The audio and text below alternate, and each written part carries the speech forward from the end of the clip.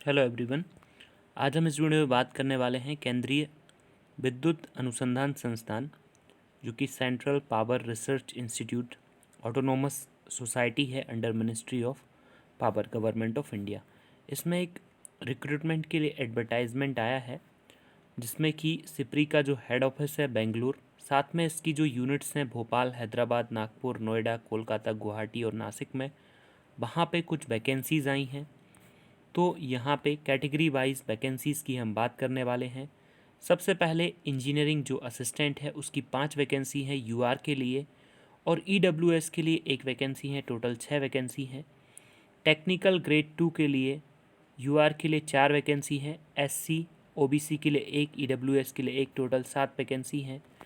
Assistant grade 2, assistant grade 3, total कुल मिला के 4 वैकेंसी हैं, जिसमें कि एक और वैकेंसी एसटी के लिए है। स्टेनोग्राफर ग्रेड 3 उसकी 2 वैकेंसीज़ हैं और 1 वैकेंसी जो है वो ओबीसी के लिए। एमटीएस की 2 वैकेंसी हैं। अब बात की जाए तो इसमें जो है कैसे इसका सिलेक्शन होना है, तो एजुकेशन क्वालिफ़िकेशन क्या है और एज कितनी चाहिए।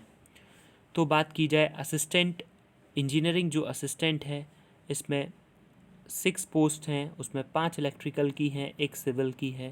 3 ईयर डिप्लोमा होना चाहिए फर्स्ट क्लास में सिविल इलेक्ट्रिकल इंजीनियरिंग से, और 5 year post qualification area experience होना चाहिए, जैसे सुपरविज़न में है, assisting in operation, maintenance, testing and electrical equipment. Civil engineer के लिए भी ऐसा ही जो है वो नॉलेज होना चाहिए। फिर टेक्नीशियन ग्रेड 2 में 7 पोस्ट हैं, 2 ईयर का आईटीआई इलेक्ट्रीशियन ट्रेड में होना चाहिए, 5 ईयर पोस्ट क्वालिफिकेशन एक्सपीरियंस होना चाहिए। इसके बाद असिस्टेंट ग्रेड 3 जो है उसमें यूनिवर्सिटी से डिग्री होनी चाहिए, commerce, business administration, business management with first class English typing speed of 30 word पर मिनट ऑन कंप्यूटर। 3 ईयर का पोस्ट डिग्री एक्सपीरियंस होना चाहिए, फाइनेंस, अकाउंट, एस्टेब्लिशमेंट, एडमिनिस्ट्रेशन। दूसरा असिस्टेंट ग्रेड 2 जो बी वाली पोस्ट है, जिसमें 1 पोस्ट है, उसमें यूनिवर्सिटी डिग्री होनी चाहिए आर्ट, साइंस, कॉमर्स में, और 3 ईयर्स का पोस्ट एक्सपीरियंस होना चाहिए। उसके बाद बात की जाए स्टेनोग्राफ़र में भी ऐसे ही जो है वो क्वालिफ़िकेशन होनी चाहिए। अब अगर आप सिर्फ क्वालिफ़िकेशन को फुलफ़िल करते हैं तब आपका जो है सिलेक्शन नहीं होने वाला, उसके लिए आपको एग्ज़ाम देना पड़ेगा। अब अपर एज लिमिट जो है वो 5/4/2020 से ही मेज़र की जाएगी, और डिपार्टमेंटल कैंडिडेट्स के लिए कुछ रिलैक्सेशन है।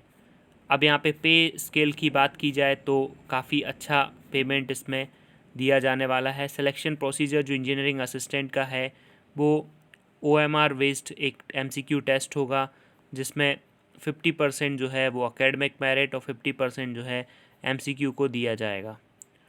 अब यहाँ पे असिस्टेंट ग्रेड 2 की बात करें तो एलिजिबल जो भी शॉर्ट लिस्टेड कैंडिडेट हैं उनको एएमआर वेस्ट एमसीक्यू टेस्ट के लिए, स्किल टेस्ट के लिए बुलाया जाएगा, और फाइनल सिलेक्शन जो है वो एमसीक्यू टेस्ट और एकेडमिक मेरिट दोनों के बेसिस पे होगा।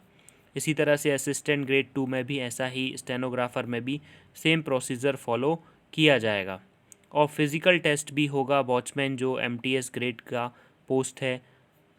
इस तरह से अगर आप इंटरेस्टेड हैं तो आप इस वैकेंसी के लिए अप्लाई कर सकते हैं। और अगर वीडियो आपको अच्छा लगा है तो चैनल को लाइक करें। Thank you very much.